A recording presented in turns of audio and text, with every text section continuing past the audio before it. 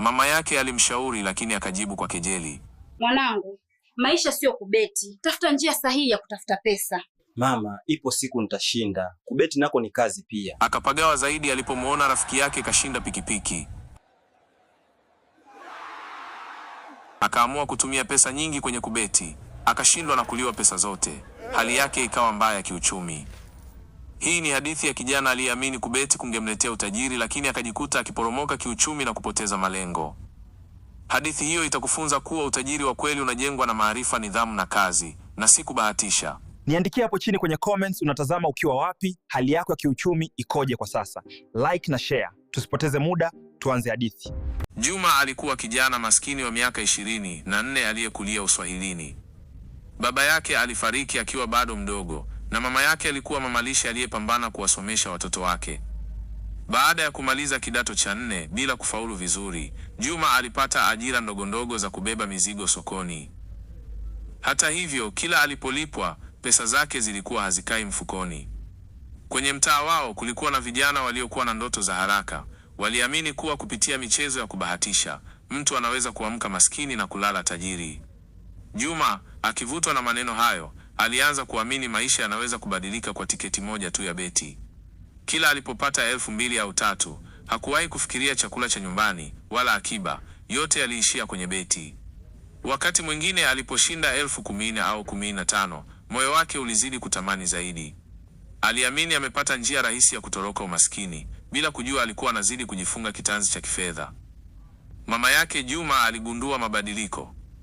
Mara nyingi alikosa hela za kula, na mara nyingine Juma alirudi nyumbani akiwa na hasira na kuchoka, macho yake yamejaa huzuni. Siku moja mama yake alimwambia, "Juma mwanangu, pesa si za mchezo. Ukidhani utakuwa tajiri kwa kubahatisha, utabaki maskini maisha yako yote. Hela ni za kuheshimu na kuzifanyia kazi." Lakini Juma hakusikia. Akili yake ilishachukuliwa na ndoto ya kuwa milionea wa ghafla. Alipoona jirani yao ameshinda pikipiki kupitia draw ya bahati nasibu, moyo wake ulijaa wivu. Akajua naye ipo siku itakuwa zamu yake. Akaanza kukopa pesa kwa marafiki, akiahidi kuzirudisha baada ya jackpot yake kushinda.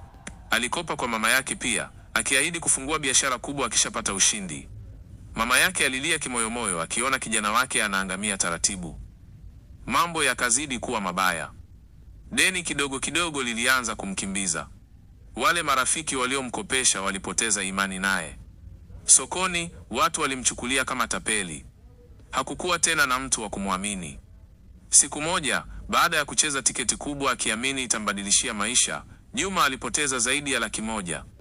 Pesa aliyokuwa ameikopa kutoka kwa mama moja jirani, kwa ahadi ya kuirudisha wiki inayofuata. Ndipo alipoanza kukimbia watu, kulala kwa marafiki, na hata kushindwa kurudi nyumbani kwa siku kadhaa. Mama yake alipoambiwa kijana wake ana deni analokimbia, machozi yalimtoka. Akasema, "Shetani wa tamaa ndiye amemkamata mwanangu." Juma akajikuta kwenye hali ya aibu. Hakukuwa na mtu wa kumkopesha tena. Wale waliokuwa wakimcheka sokoni walimsema waziwazi, "Huyu kijana maisha yake ni beti, hawezi kufika popote." Siku moja, akiwa amekaa maskini kabisa bila hata shilingi mfukoni, alimuona rafiki yake wa zamani, Rashidi. Tofauti na yeye, Rashidi alikuwa ameanza biashara ndogo ya kuuza mitumba kwa mtaji wa 20,000 tu. Sasa, Rashidi alikuwa amefanikiwa kufungua duka dogo, na alikuwa na wateja wa kudumu. Juma alihisi aibu. Akauliza, "Rashidi, uliwezaje kufikia hatua hii bila beti?"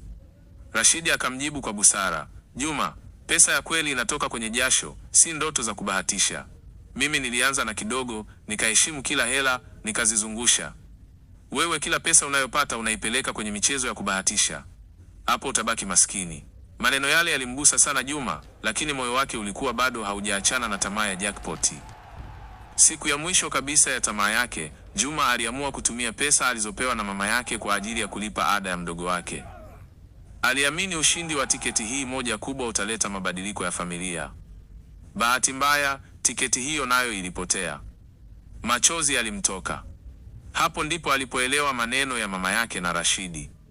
Aliporudi nyumbani, mama yake alilia, lakini hakumfukuza. Alimshika mkono na kumwambia, "Mwanangu, nimekusamehe.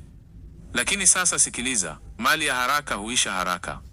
Kila hela ndogo ni mtaji. Kama kweli unataka kuondoka kwenye umaskini, anza kuheshimu kidogo ulichonacho. Kuanzia siku hiyo, Juma aliacha michezo ya kubahatisha. Akajishughulisha na biashara ndogo ndogo sokoni. Ilimchukua muda mrefu kurejesha imani ya watu kwake, lakini hatimaye alijifunza somo kubwa kuwa utajiri wa kweli unajengwa na maarifa, nidhamu na kazi, si kubahatisha.